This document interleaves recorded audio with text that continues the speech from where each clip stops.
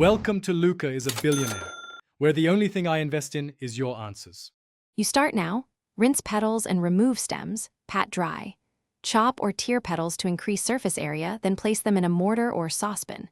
Add 1/2 cup water per cup of petals to cover, not drown, the flowers.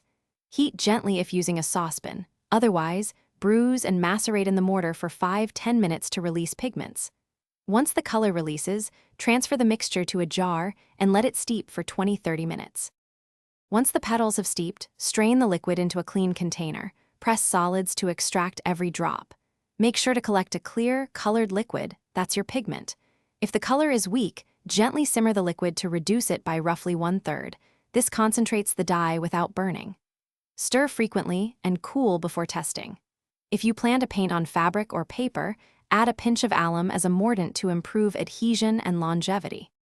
Now mix. Measure 1 part gum arabic binder to 2 parts concentrated pigment, stirring until smooth. Add a drop of clove oil or glycerin for flexibility. You paint on scrap paper first to check opacity and drying time. Make sure to layer thin coats. They dry faster and look cleaner. Once satisfied, store in a sealed jar in the fridge. If the paint separates, re-stir and add a tiny bit of binder. If the color fades, try a mild mordant. Thanks for watching and please subscribe. It's the best investment you'll ever make.